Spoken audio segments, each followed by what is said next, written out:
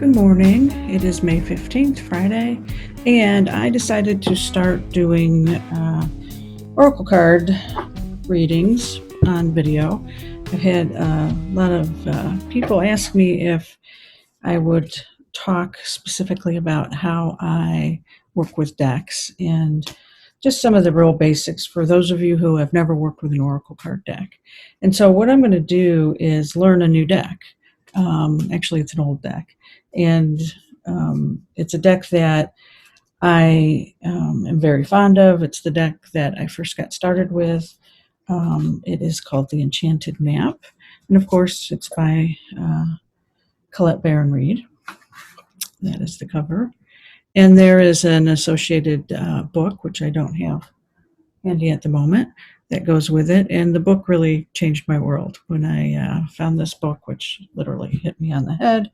And it was misshelved in a bookstore and fell out of a cookbook section, hit me on the head, and my life has been changed ever since. I've always wanted to be a cartographer when I was little, and now I'm aging myself because in the age of GIS and computer technology, cartography is a lot different and not as interesting to me, if you will. But I've always been fascinated in map making and ancient and historical maps and how that was done prior to any kind of automation or industry. So anyway, so Spirit knew that map would get my attention, and then my journey kind of took off from there. So this deck is a very personal deck for me. I rarely use it to read for others or with others. And it's a deck that I've really wanted to get to know a lot better. So I thought, well, this would be a great way to take this journey. Now, I don't have any superstitions around cards. That's my reality. That's my truth. A lot of people are very turned off by oracle cards. They immediately think tarot, and they immediately think that that's evil and you're conjuring up some kind of negative, evil, satanic influence. Well, in my world, that's bullshit. These are cards with themes, images, pictures that are based on archetypes, which are universal themes that exist throughout the world, throughout culture, throughout time. So, mother archetype, the sun archetype, S-U-N, archetype. There's the wounded healer. There's so many different thematics or myths even, that we live our lives by, stories. And for me, oracle cards are a way to unlock something inside of me that is unconscious, that's not the tip of my tongue, not, right in my mind's eye, conscious, and opens me up to a part of me that I keep hidden. And so to me, that's all good, because it's about going deeper within me. And the deeper I go inside of myself, the closer to God I get. I used to live in a world where everything was external. God was out here. Everything was out here. What was in here was not worth the time of day. It was wrong. It was ugly. It was bad. I did everything in my power to stay in my head and externalize my whole life. There came a point where that didn't work for me anymore, and I was forced. It was kind of like I was broken, and if I didn't do some internal work, I probably wouldn't be here. So I did internal work, and I'm still doing that. It's obviously a lifelong lesson, but I did that intensely for 2 years. And during that time is when I discovered the oracle cards. So back to, these are storytelling cards, if you will, to help me get in touch with a part of me that is not conscious. It's that simple. And they help me to really slow down and get in tune with that voice inside of me that is my God spark, that is good, that is right, that is intuitive, and that is what I call magic. Not to be confused with any kind of supernatural demonic possession magic bullshit that people talk about or think exists. So I have some rituals around my cards, but I don't think there's any. You don't have to have a ritual around your card. You can just decide what they are to you and how you want to work with them. I always say a prayer, which for me is an intention that, and it changes depending on my mood in the day. Today, I'm going to intend that I remove myself from ego and hear that voice inside of me that is my God spark, that is the voice that loves me unconditionally, that knows I'm a good person, and that has only my highest good and the highest good of others at hand. I intend to be honest. I intend to surround this reading with love and light and goodness. And so I do that. I kind of sit with the cards. I kind of feel, try to get out of my head and not think, and just kind of feel, the temperature, the energy, the ambient lighting, ambiance. Sometimes words are hard for me, so I'll apologize ahead of time. So I'm just handling the cards, kind of mixing them up. There's no right or wrong way to shuffle them. This deck, and every deck's a little different. In this deck, there are reversed positions and upright positions. So people often say, should all the cards keep them upright in one position, or can you mix them up? And these, all my cards I mix all up, whether they have readings in the upright or reverse. And that's important. Every deck's different. That's one of the distinguishing factors between oracle cards and tarot, is that, tarot's a template. All tarot decks follow that same template. The art's different. They may call the suits by different names, but they represent the same thing. And they're the same number of cards in every deck. So in oracle cards, anything goes. There's different numbers of cards. They're not set up in any specific template format.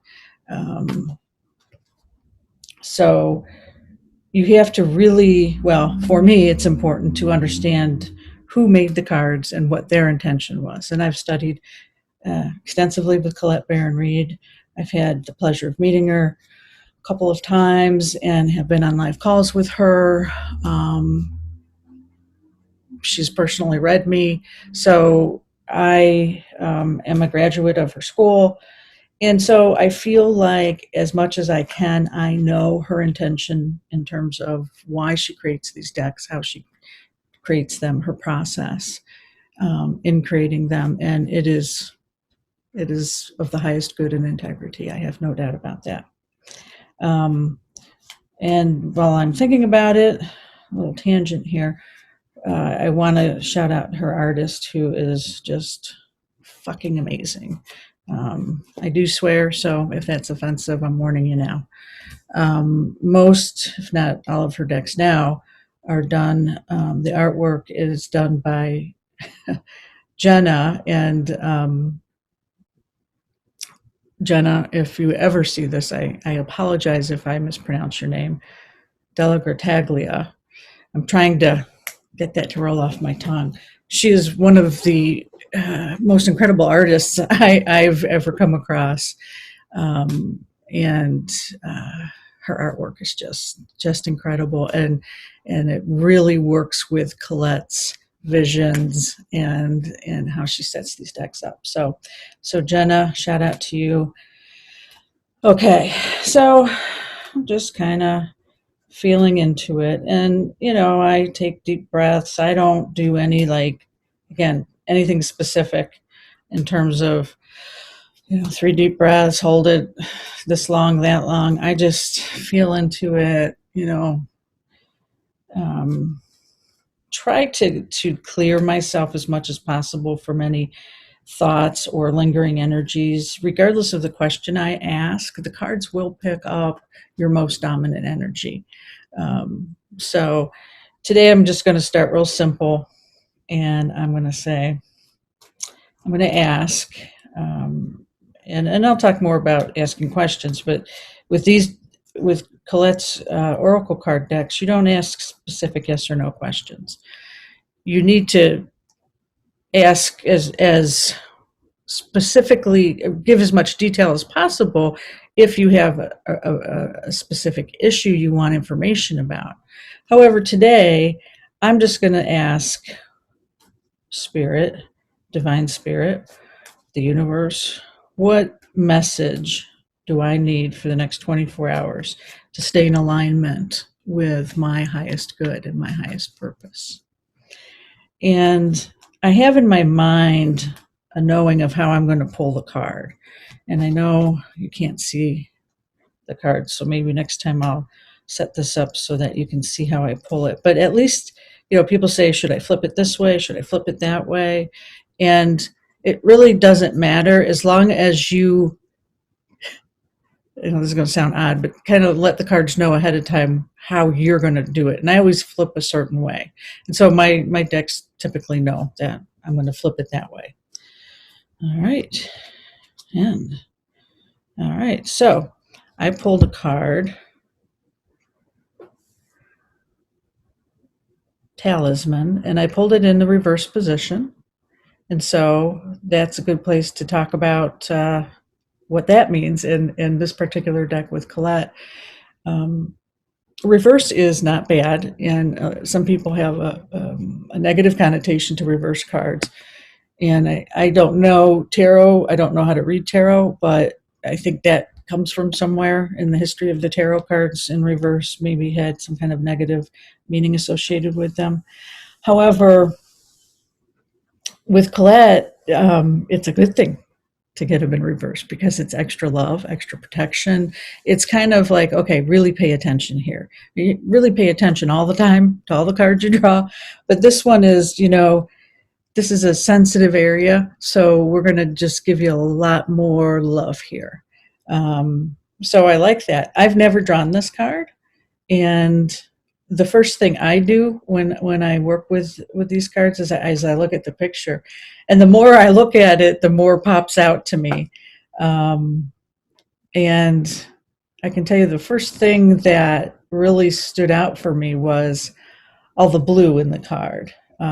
She's draped in a bluish robe, and then she's holding a blue orb, and I find that just stunning, the colors there.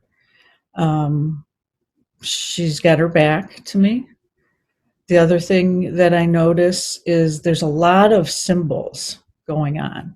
She's standing on the yin yang or around there. This looks like maybe a rune symbol.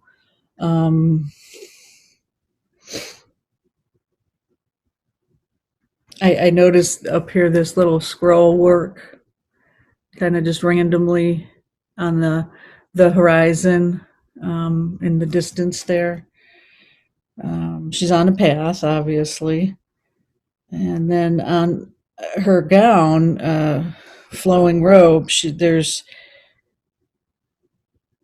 some symbols, and I'd have to get my magnifying glass out to really see what that is. And then on the back of her shoulder, there's maybe some geometric patterns and some more rune type symbols. So these cards are loaded again with images and archetypes and all kinds of goodness. And these two little white daisy like flowers kind of stand out to me. So I kind of just sit with that and look at that, and I get a sense of I don't know. It almost seems like it's a misty, maybe a little stormy, but not in a bad way. Um,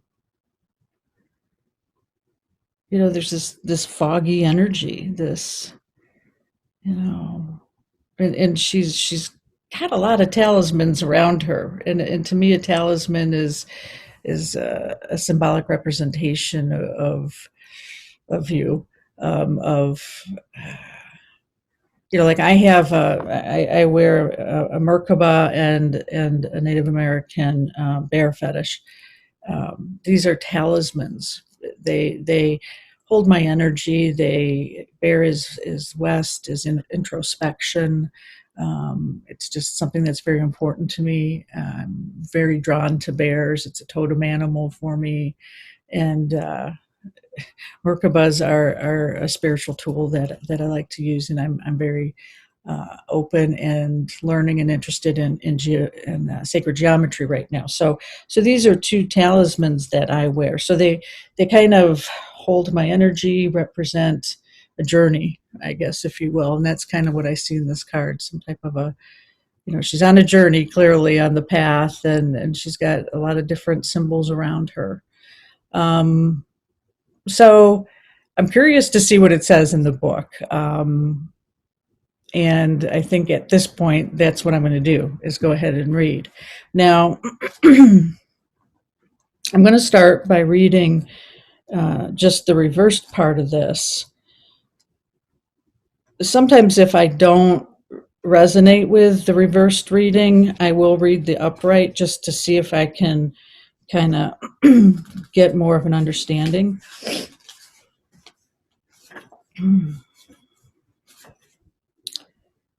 Okay, so the essential meaning for talisman: a lesson truly learned is crystallized as earned wisdom. You have all you need for the success you seek. Okay, so if you pull it in the reverse, a reversed talisman card warns that you must be aware of the repetitive patterns in your life. Sometimes the things that feel most familiar carry with them reminders of what you don't want to experience again. Yet here you are, faced with an important choice. You can move forward cautiously, or you can look for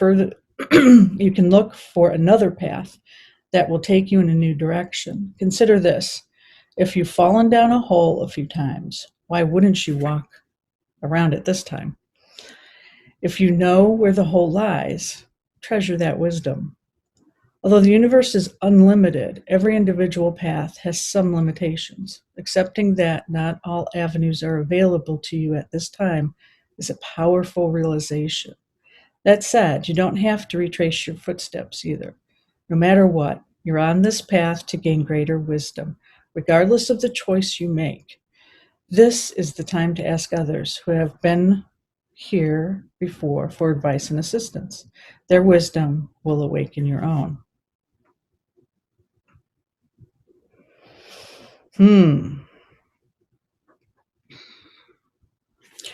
So immediately I'm drawn to, this is asking me to open my eyes and be aware that I'm kind of at a crossroads.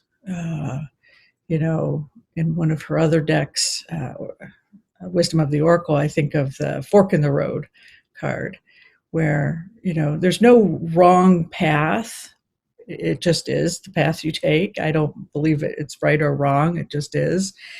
And this in reverse is telling me, I'm at a point where I can go down a familiar road, but it's a familiar road and I might fall in the same hole and repeat a pattern. Or I need to open my eyes and perhaps step in a different direction that is not necessarily the comfortable one that I would intellectually choose. And, interestingly, this says, ask others. In my mind, it's like ask your elders. And I don't think it actually says elders. This is the time to ask others who have been there before for advice and assistance. And that's something I'm cautious with because, like I said earlier, I'm very external. And I didn't make a move without talking to a million people and getting the consensus and seeing who I would please the most, who needed to be pleased the most that day with whatever decision I was going to make. So I'm very cautious when I do that. But I have been able to tap into some very wise friends lately, and people. I've been very blessed in my life. So this tells me to maybe kind of tap into some of the wisdom of the people that have gone before me. And that's another thing. That's something I personally will ask Spirit, because Spirit's the ultimate authority in my book, and the spirits that have crossed over that love me unconditionally, because to me, they've walked this path before. So for me, it's like real physical people that I may tap into, but also some in the spiritual world. And again, extra protection, extra medicine. You can move forward cautiously, or you can look for another path that will take you in a new direction. Consider this: if you've fallen down a hole a few times, why wouldn't you walk around it this time? So it's a call to bravery, to being courageous. This, I know I need to go slow, and that's been very difficult. And I've learned that over the last couple of years. So this has been very helpful. I'm really excited about doing this series with you. And the other thing I'm going to leave you with, I have a little stand that I put this on for the day. So as I do my work, it sits with me and I contemplate it. And then tomorrow, the next time I do this, I will look back over the past 24 hours and see if anything else came up for me. We call that percolating. You got to percolate on it. You might not really know exactly what it's speaking to the minute you pull it, but I did ask for the next 24 hours. So until then, I bid you adieu. Namaste.